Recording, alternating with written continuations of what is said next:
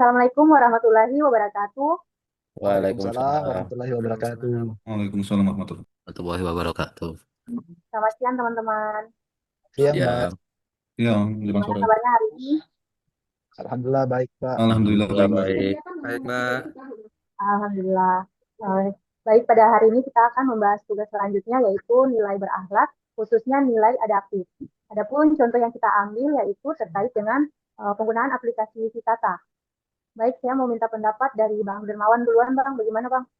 Baik, terima kasih sebelumnya atas kesempatannya kali ini. Sebenarnya aplikasi Citata itu adalah untuk mempersiapkan kita sertifikat elektronik dan mendigitalisasi semua berkas-berkas termasuk surat ukur dan buku tanah yang ada di Kementerian ATR BPN. Tanggapan kita atas apa dengan diadakannya aplikasi Citata itu kami merasa adanya pengamanan yang lebih atas aset-aset atas berkas-berkas yang kita miliki termasuk buku tanah dan juga surat ukur yang mana disimpan di elektronik atau di database itu. Mengingat di sini akan rawan akan terjadinya bencana ataupun hama seperti tikus atau rusak atau yang paling fatal itu jika terjadi kerusuhan kantor dibakar atau bagaimana itu data-data yang kita miliki masih aman. Begitu Mbak. Terima kasih. Baik, terima kasih Mas Dermawan. Bagaimana tanggapan lagi dari teman-teman yang lain? Mungkin bisa ditambahkan oleh Bang Rizky, Bang. Kesempatannya jadi untuk penggunaan aplikasi Citata ini kan tergolong masih baru nih, baru beberapa tahun. Jadi fungsi aplikasi ini itu untuk memverifikasi data-data buku tanah maupun SU untuk proses elektronik itu. Kan sekarang kementerian kita itu sudah lumayan banyak nih untuk pelayanan elektroniknya, misalkan proyek elektronik. Nah, semua itu harus melalui Citata. Nah, untuk konsep di adaptifnya itu kan ini tergolong baru. Jadi itu teman-teman untuk penyesuaiannya itu mau tidak mau harus segera menyesuaikan dengan aplikasi ini.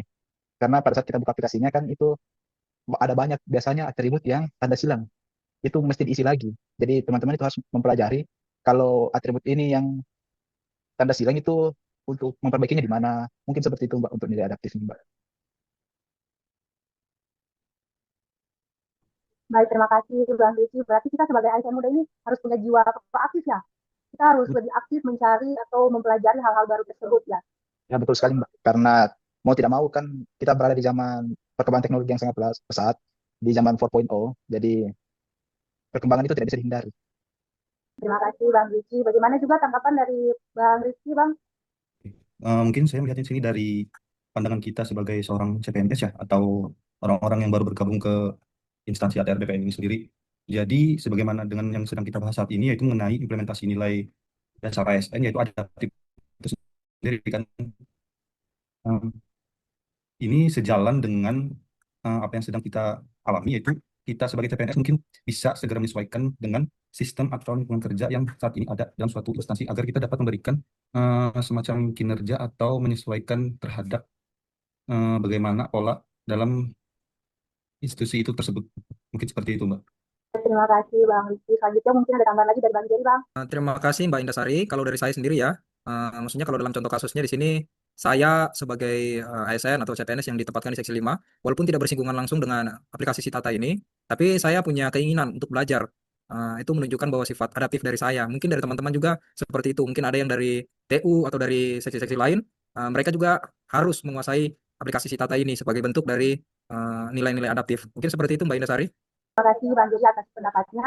Saya tutup ya teman-teman sekalian ya. Atau masih ada yang mau ditambahkan lagi? Ya mungkin saya tambahkan sedikit Mbak. Untuk terkait kegiatan Citata ini kan itu termasuk berkontribusi langsung terhadap visi misi organisasi, yaitu mewujudkan penyelenggaraan pelayanan yang modern dan efektif. Karena dengan digitalisasi ini, walaupun mungkin awalnya agak ribet, tapi nanti ke belakang insya Allah semua dapat dijangkau dengan mudah. Mungkin segitu Mbak. Terima kasih Bang Rizky.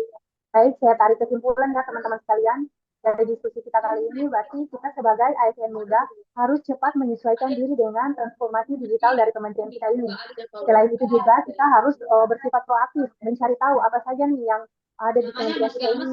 Kemudian kita dapat bertindak inovasi, mempunyai inovasi dan jiwa kreatif terhadap kementerian kita ini untuk mewujudkan birokrasi yang modern, responsif, dan berorientasi pada pelayanan publik yang berkualitas dan juga berkeadilan.